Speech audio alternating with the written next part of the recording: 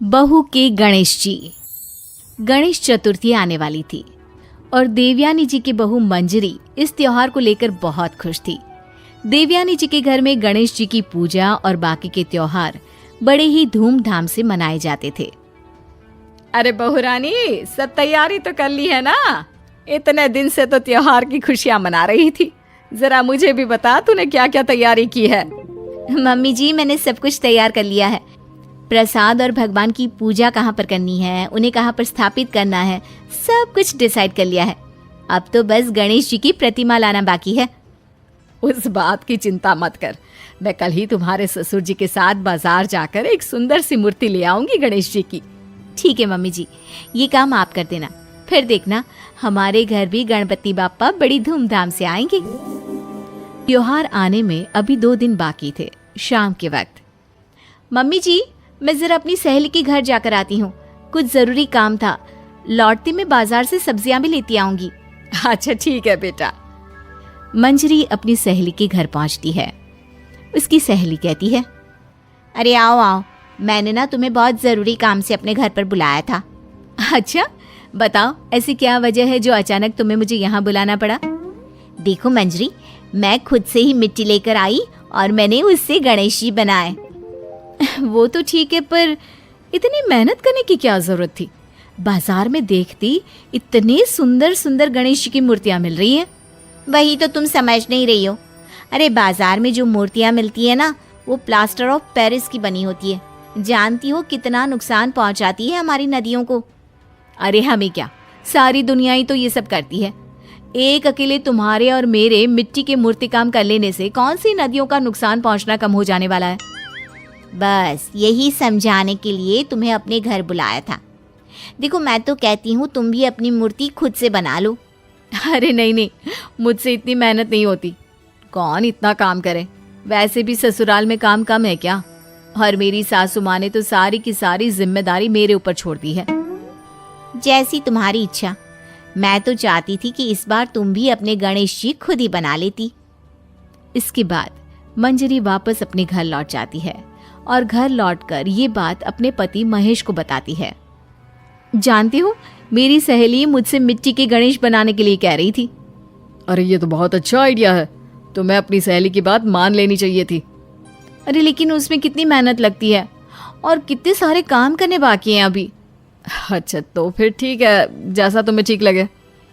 अगले दिन सुबह के वक्त मंजरी गाय को खाना देने के लिए अपने घर से बाहर आती है। उसे अपने घर के पास सड़क पर दूर खड़ी एक गाय नजर आती है। मंजरी उसके पास खाना देने गई। उसने देखा कि गाय वहां सड़क पर पड़े प्लास्टिक के डिब्बे को चबा रही थी और देखते ही देखते वो डिब्बा गाय के गले में जाकर अटक गया। अरे कोई मदद करो, देखो ये गाय मर जाएगी, इसके गले में प्लास्टिक का डिब्बा अटका है। अरे बहन जी, ये तो रोज का काम है। कोई ना कोई कचरा प्लास्टिक यहाँ वहाँ फेंक देता है और बेचारे इन जानवरों के लिए मुसीबत हो जाती है। तभी मंजरी की आवाज सुनकर उसका पति महेश वहां पर आ जाता है। अरे क्या हुआ? सब ठीक तो है ना? इतने जोर से क्यों चिल्ला रही हो? अजी देखो ना, इस गाय के गले में प्लास्टिक अटक गई है। किसी भी तरह से बाहर निकालो, वरना ये बेचारी मर जाएगी। तुम चिंता मत करो, मैं कुछ करता हूँ। महेश किसी तरह गाय के मुंह से प्लास्टिक का डिब्बा निकाल देता है। ये तो बहुत अच्छा हुआ, आपने बचा लिया, वरना मैं तो देख ही नहीं पाती। त्योहार से पहले अगर गौ माता की मौत हो जाती तो कितना बड़ा पाप पड़ता। न जाने कैसे लोग हैं, ऐसे ही सड़क पर प्लास्टिक डाल देते हैं। हाँ, तुमने बिल्कुल ठीक कहा। अच्छा हुआ तुम दोनों ने उस गाय को बचा लिया, वरना कितना बड़ा पाप चढ़ता। चाहे काम कोई भी करे, लेकिन जानवरों को तकलीफ होती है ना, तो दिल बड़ा दुखता है। मम्मी जी, मुझे लगता है इसीलिए मेरी सहेली मुझे समझा रही थी कि हमें मिट्टी के गणेश जी बनाने चाहिए। अरे नहीं नहीं बहू, गाय को बचाने तक तो ठीक है, लेकिन अब ये नया झंझट मत पालो। अरे कौन बनाए मूर्ति? मुझे तो बिल्कुल भी नहीं आती। अगर तुम बना सकती हो तो ही ये काम करना। बनानी तो मुझे भी नहीं आती मम्मी जी, लेकिन आज गौ माता की जो हालत दिखी ना, उसे देखकर लग रहा है कि मेरी सहेली बिल्कुल सही कह रही थी।